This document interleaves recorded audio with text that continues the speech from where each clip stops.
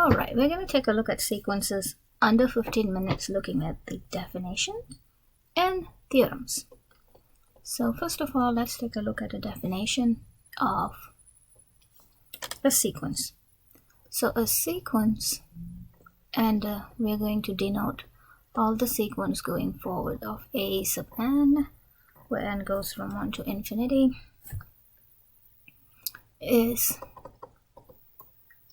a real valued function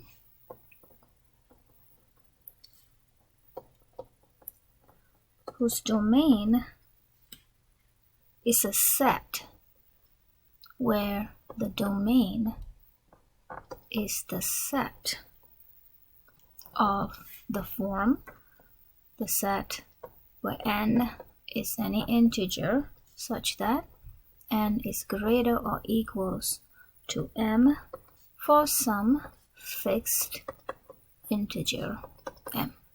So that's the definition of sequence. The next thing is the definition of convergence. So let's take a look at the definition of convergence of a sequence.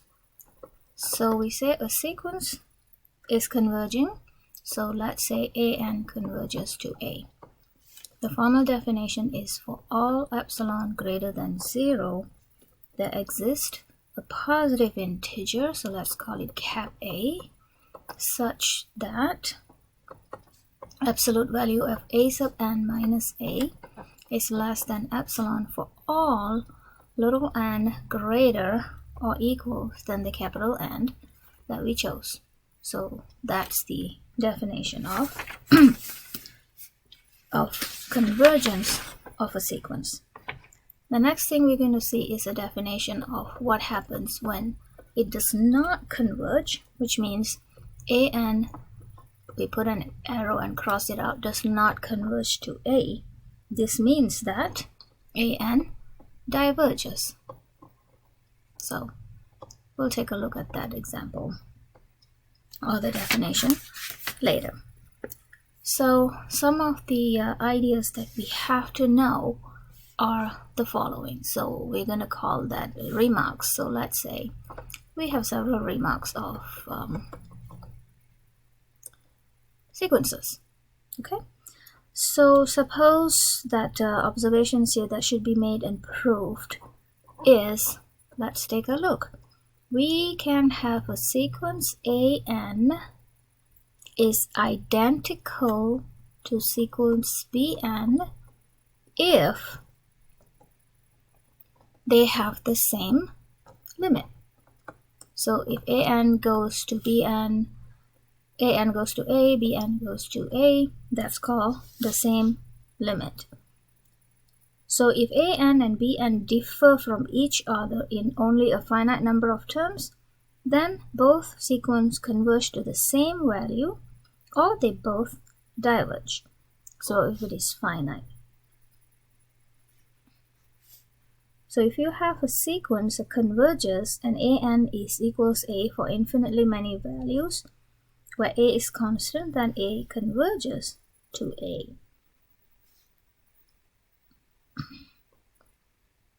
So suppose we have a limit of a sub n is a as n goes to infinity. This implies that for any given, so that means you should be given constant k greater than 0, there exists a cap n, I would say integer, such that for all little n greater than the cap n that I chose, an minus a is less than that k. So in this case, k plays a role as epsilon. I can say k is equals epsilon, replace k with epsilon. Alright, next ones are important stuff. We're going to move to theorem. So let's see theorem, and this theorem is known as any two limits of a convergent sequence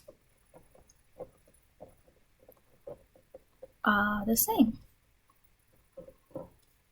So this means I have two limits, but it's the same convergent sequence, then the limit has to be the same, and that's of course common sense, it makes sense, it's logic. Alright, next we'll take a look at definition. Definition is, we'll say that an is bounded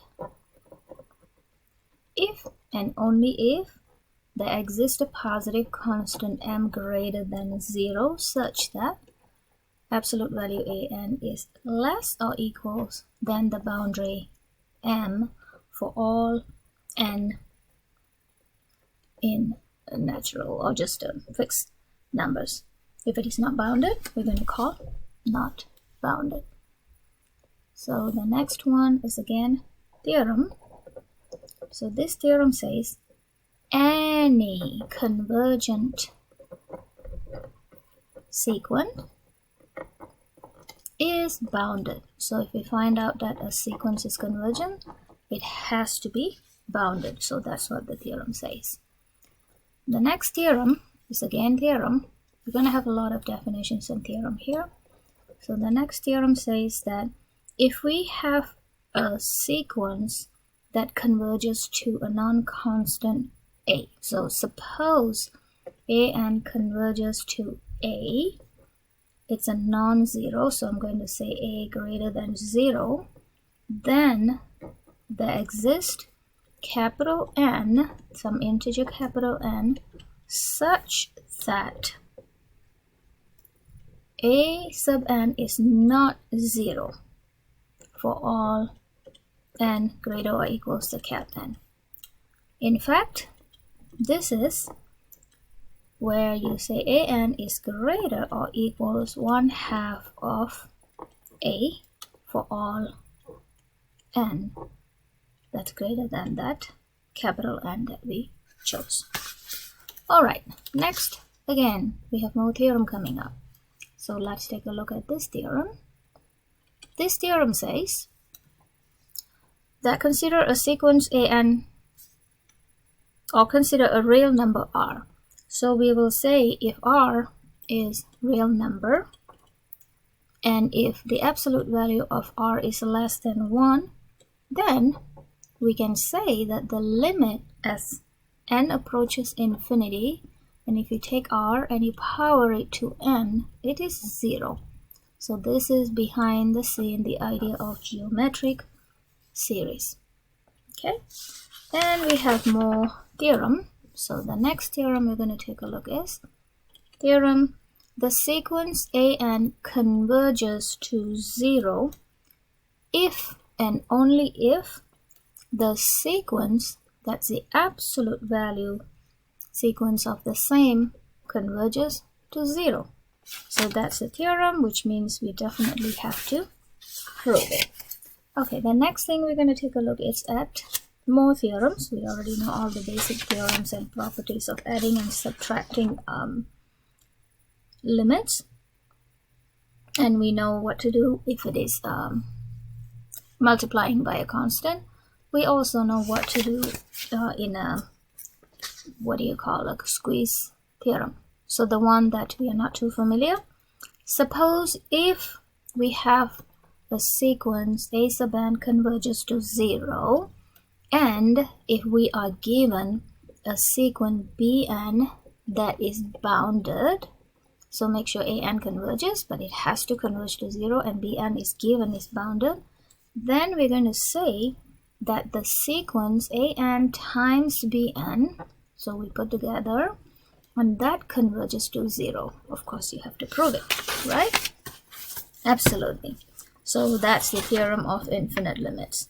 So now let's take a look at comparison theorem, which I'm sure we all know by calculus 2 classes. So comparison theorem says that if you have a sequence, so suppose you have a sequence an, and let's say this diverges to positive infinity, and if you are told that an is less or equals to bn, which is another sequence for all n greater than the capital N that you choose, then of course, in this case, Bn must also diverge. So in this case, they are both diverge because its divergence comparison theorem tells you that it's possible for that to happen. Okay, and then we also have another theorem. This is all about infinite limits. So suppose you have a sequence an, and suppose an is greater than 0 for all n, then we're going to say an diverges to positive infinity if and only if the sequence 1 over a sub n converges to 0.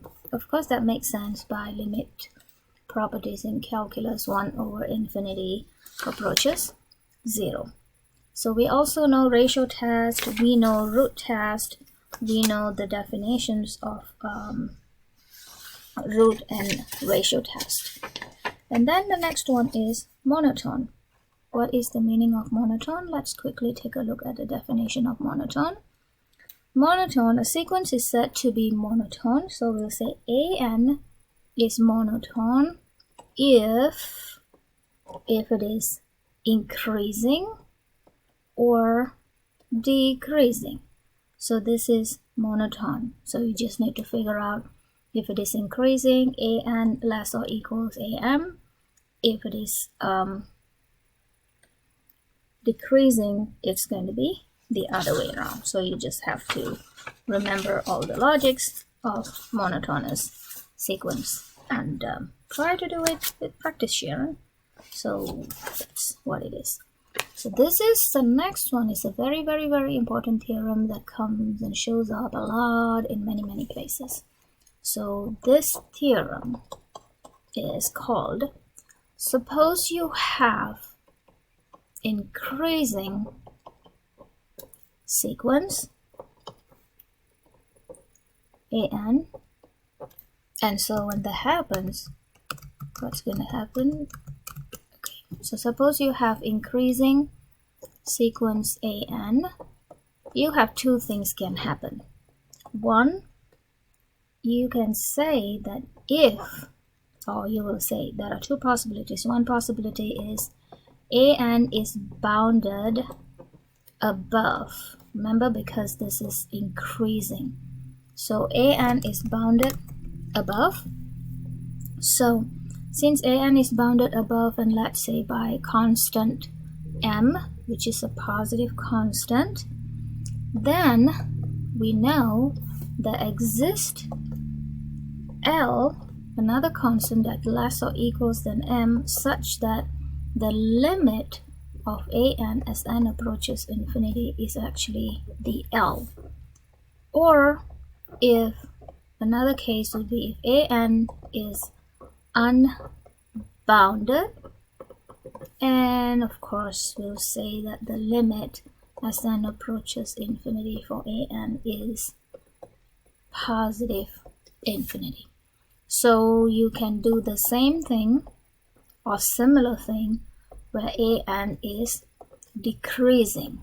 So in this case, you're going to say you have two options. One, it will be bounded below by m, and then you will also will say that the limit is negative infinity.